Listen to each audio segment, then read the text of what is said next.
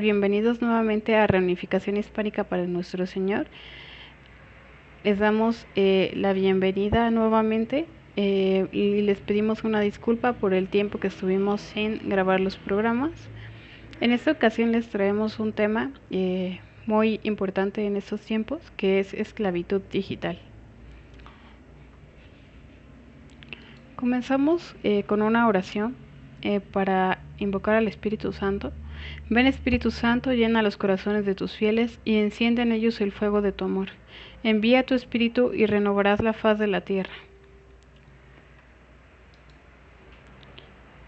Vamos a decir una oración en memoria de aquellos valientes cristeros. Nos unimos en oración a ellos, teniendo en mente que muchos de ellos ya forman parte de la Iglesia triunfante.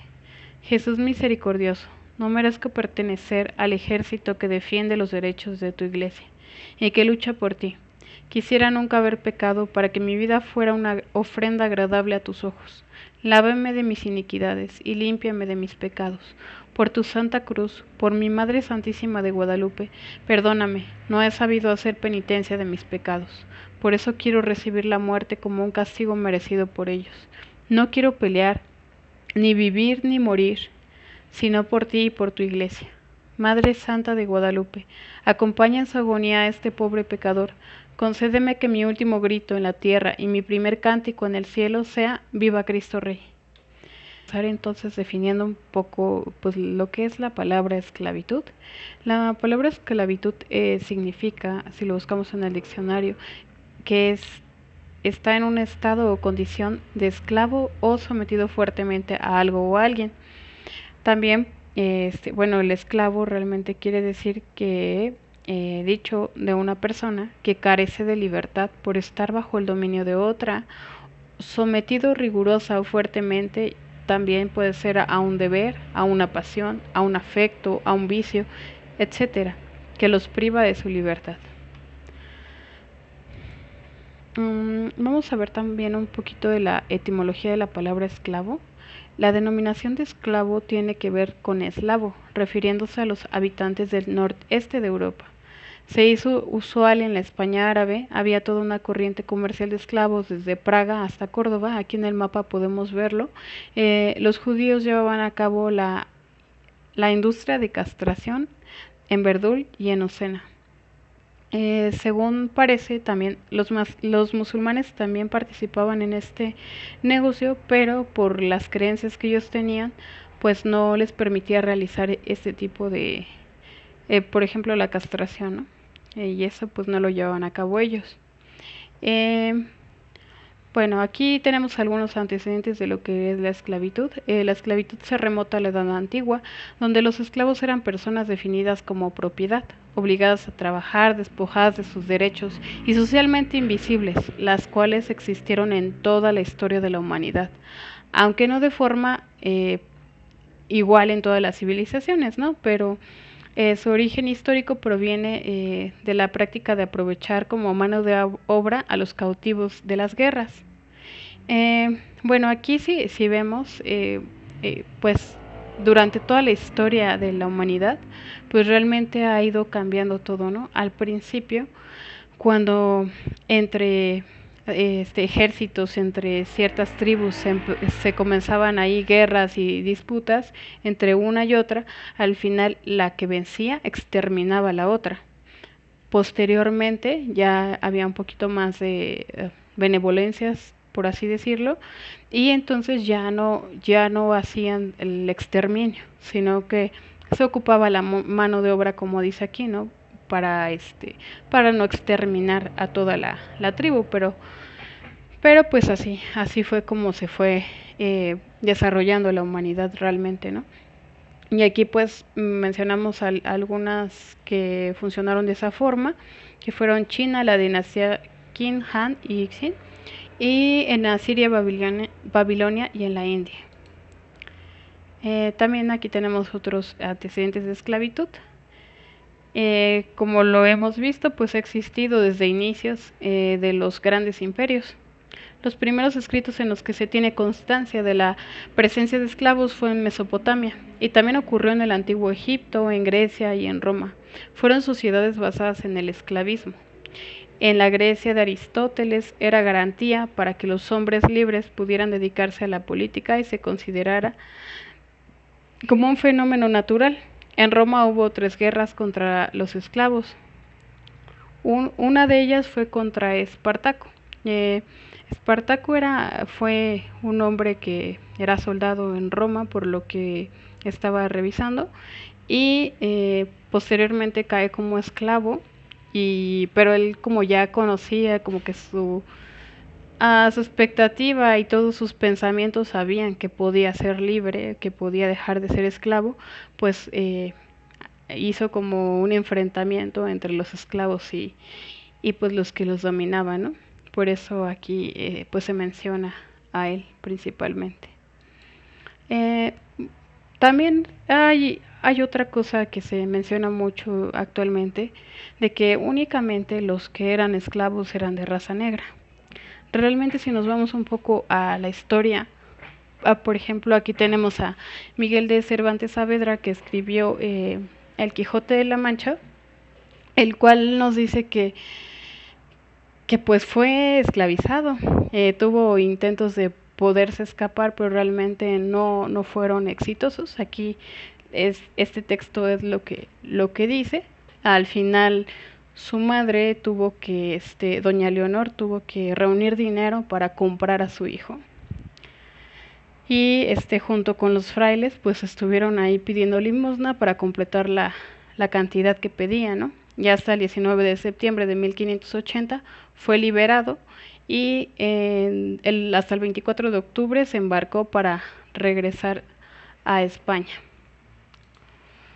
Algunos antecedentes también de esclavitud en tribus prehispánicas en América, pues bueno, aquí hago algunas preguntas, ¿no?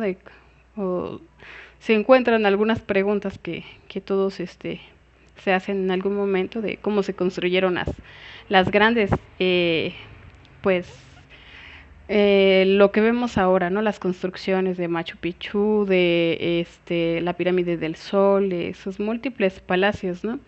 ¿Acaso fueron los dirigentes los que lo hicieron? Realmente no. Fueron construidas y edificadas por mano de obra esclava de otros pueblos, ¿no? Particularmente los mexicas solían invadir a los pueblos vecinos para obtener esclavos para el trabajo y víctimas para ser sacrificadas y luego ser comidos. De hecho, para algunos que quizás digan que esto no es cierto, pues tenemos al ejemplo de la Malinche, ¿no? Que en 2 lados se menciona, que pues fue traductora de Hernán Cortés, fue vendida como esclava y fue revendida. Al final, pues cómo terminó en las manos de Hernán Cortés, pues porque pues la regalaron, ¿no? Junto a otras esclavas. Entonces, ¿y qué pasó cuando pues estuvo con Hernán Cortés? Realmente él la sacó de la esclavitud, le regaló tierras y le dio el estatus de Doña Marina. También, bueno, pues aquí dice, era una tradición con la que todo el mundo crecía. Realmente, quizás nuestra forma de ver hoy día, pues todo esto, pues es algo horrible, ¿no? Pero en ese tiempo parecía esencial para la vida social, la economía de la comunidad, la conciencia del hombre. Rara vez se sentía perturbada por esta idea, ¿no? Por esta forma de vivir. Tanto el amo como el esclavo lo consideraban inevitable. Un esclavo podía ser de cualquier color, como les comentaba, no podía ser blanco, negro, moreno, amarillo. Las diferencias físicas no importaban realmente. A los guerreros, piratas y traficantes de esclavos no les importaba el color de piel de un hombre, ni la forma de su nariz, ni nada, ¿no? El caso es que ellos querían vender, pues, para ganar, ¿no? Y si continuamos, cientos de miles de africanos realizaban, bueno, aquí como reforzando todo lo que les venía diciendo, realmente aquí si vemos, los primeros que empezaban las capturas iniciales, pues eran mismos de África, la esclavización y los procesos de tráfico de esclavos, canalizándolos hacia los principales mercados. Pues entonces, y aquí viene todo esto, ¿no? Que desde hace mucho tiempo se traficaban millones de esclavos. Aquí hay una gráfica de actualmente, no tan actual, es del 2018, donde vienen los países más esclavizados del mundo. O sea, tiene pocos años, o sea, es muy reciente, que en esos países que están marcados en rojo hay mucha esclavitud todavía. Y pues aquí también viene, ¿no? Como más de la historia, de cómo los comerciaban. Aquí dice que el principal destino del comercio de esclavos africanos hacia el mundo islámico era Estambul, la capital del Imperio Otomano. Y pues aquí viene un poco de dónde estaba geográficamente este lugar. Y también pues aquí viene una imagen de cómo era que los llevaba, ¿no? Al final pues no todos aguantaban el clima, el caminar en el desierto y pues algunos morían. Posteriormente con la llegada del cristianismo pues hubo un cambio, ¿no? De la esclavitud se pasó a ser siervo. Con la llegada del cristianismo hubo una transición del esclavismo. A partir de la crisis del siglo III, la mayor parte de la fuerza de trabajo ya no era esclava, sino sierva.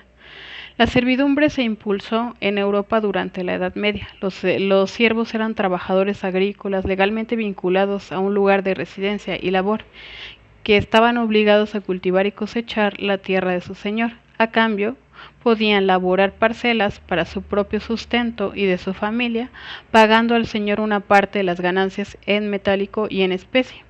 Su campo de acción era limitado, pero tenían derechos legales. No podían ser vendidos, podían heredar y legar propiedades y llegar a comprar su libertad. Realmente si nos ponemos a comparar un poco esto con la vida actual, pues realmente ahorita pues a quién le dan tierras, ¿no? Para que trabajen. Realmente es muy complicado tener esto que se tenía en ese tiempo. Realmente las personas sabían, o sea, los dueños de esas tierras sabían que necesitaban gente que les trabajara porque les iba a hacer bien, ¿no? A la tierra, iban a obtener ganancias y todos iban a salir beneficiados. Actualmente es todo ya muy individualista y a nadie le importa ya las otras personas, ¿no? Y quizás a veces no nos damos cuenta que eso hace que al no preocuparnos por la sociedad, pues tampoco nosotros nos estamos haciendo un mal, un daño, ¿no? Entonces vamos a continuar. Perdón, voy a estar como comparando un poquito con la vida actual. Pues todo esto, ¿no? Porque a veces pareciera que esto es muy inhumano, muy horrible, pero a veces no nos damos cuenta, pero lo vamos a ir viendo. Aquí dice que pues los cristianos estuvieron en posición de influenciar las instituciones. Se empezaron a hacer muchos cambios. Les digo, está muy arraigado todo esto. Empezaron a hacer leyes contra los raptores, la prostitución, el adulterio. Realmente eso es lo que dice aquí, ¿no? Porque pues era muy diferente la forma de pensar. De hecho, aquí también dice que Constantino desaprueba poseer esclavos cristianos y sobre todo venderlos a los no cristianos. Que como les digo, estaba muy arraigada la esclavitud en las sociedades mediterráneas.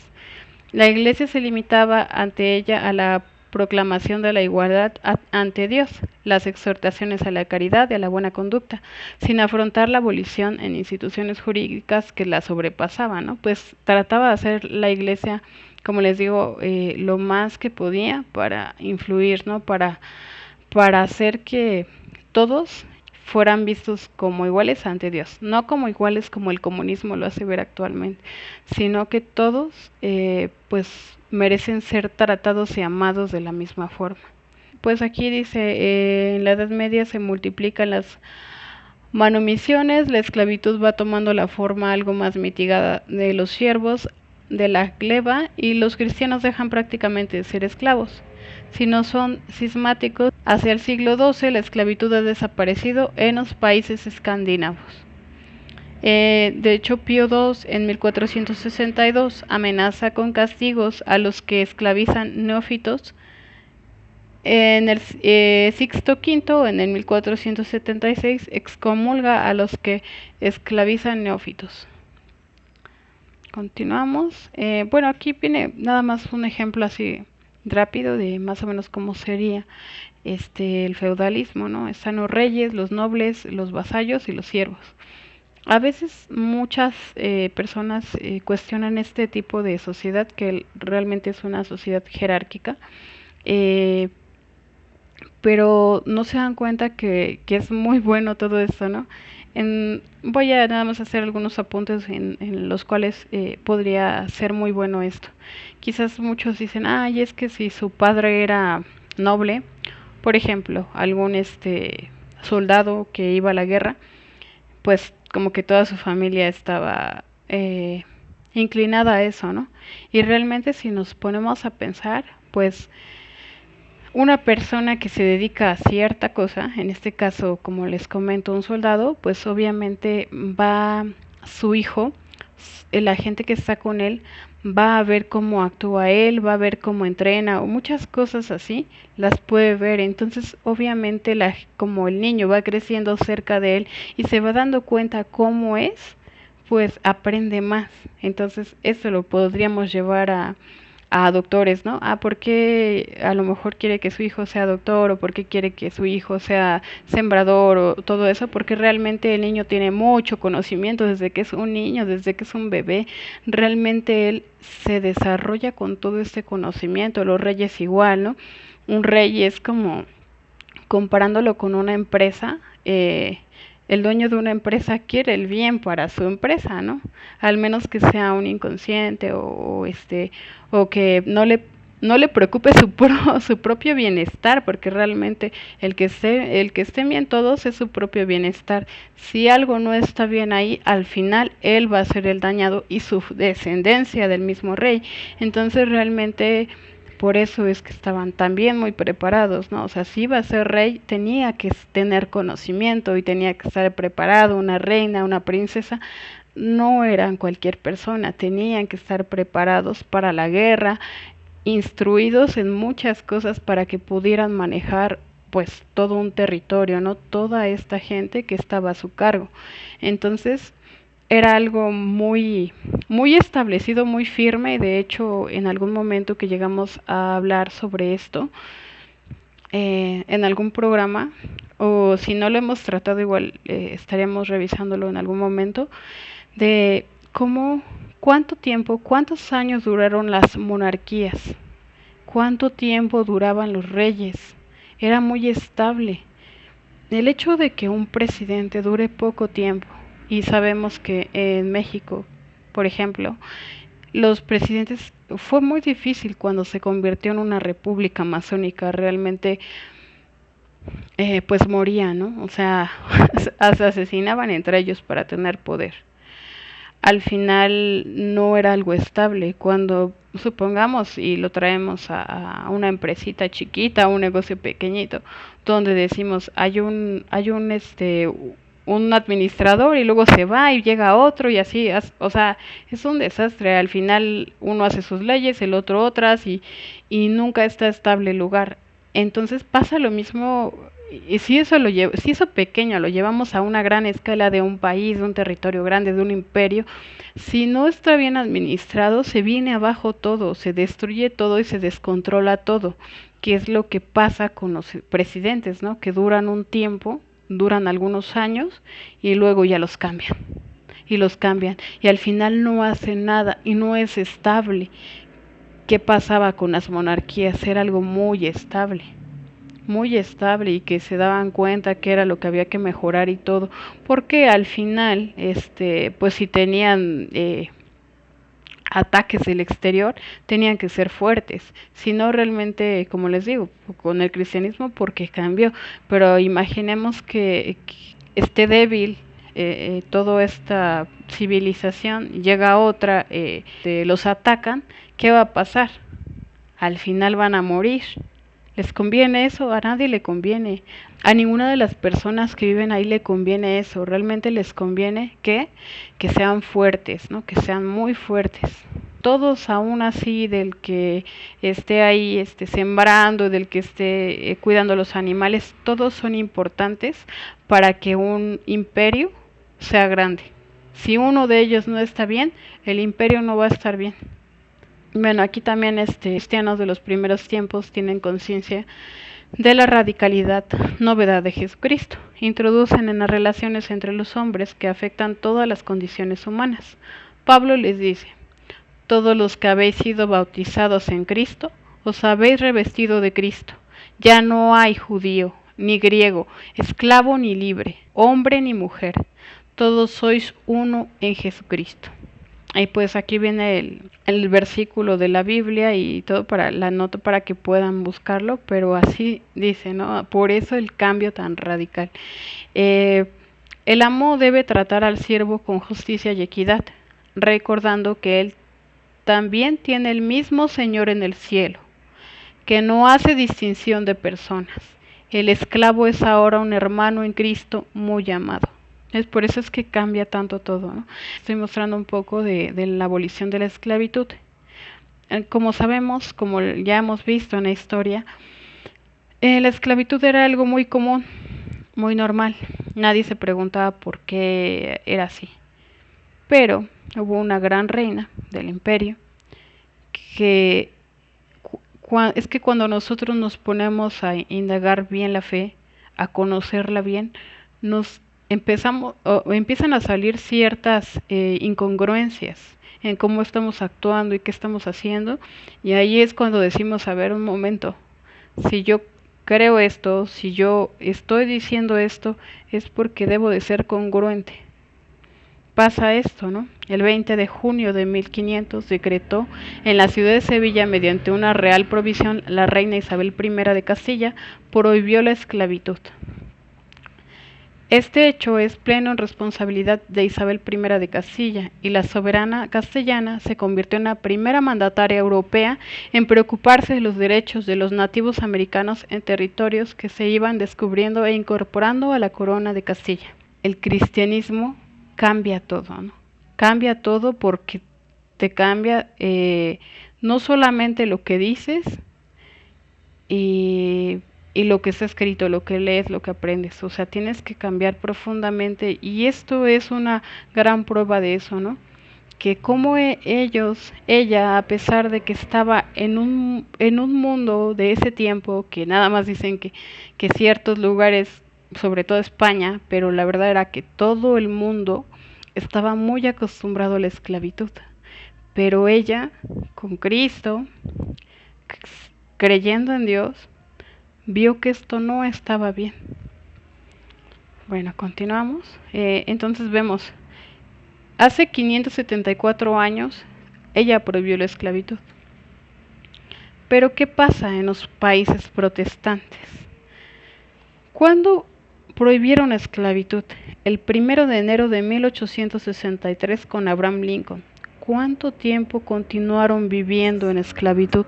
¿Y por qué nos preguntamos protestantismo hizo mal? ¿Por qué dicen que cuál es la iglesia verdadera? Todos estos años que vemos de diferencia nos dan mucha de la respuesta, nos ayudan a ver los frutos y pues nos hacen entender muchas cosas, ¿no? Hace 161 años todavía eran esclavos en Estados Unidos, en los países protestantes. Continuamos. Y pues aquí vienen otros países donde también tiene poco tiempo que se erradicó la esclavitud. Sin embargo, hoy día, aquí por ejemplo vienen algunos, ¿no? La India, Sudán, Brasil o Mauritania. Pero hoy día, en un estudio publicado, bueno, no tan hoy, pero muy cercano a la fecha de hoy, un estudio publicado por la Organización Internacional del Trabajo, OIT, en 2012, se estima que cerca de 21 millones en el mundo son víctimas de trabajo forzado. Veamos si realmente en los países donde está arraigado más el cristianismo, que ya aún así ya se ha perdido mucho, ya la fe está muy debilitada en muchos lugares, pero veamos en qué lugares es en donde más hay, ¿no? En qué lugares está muy arraigado todo el esclavismo. Y bueno, aquí ya después de ver un poco de toda la historia de la esclavitud, nos preguntamos lo siguiente: ¿qué pasa hoy? ¿Realmente la esclavitud dejó de existir? ¿Se ha disminuido o la esclavitud ha sobrepasado los límites que nunca antes habíamos visto? Vamos a contestarnos esta pregunta.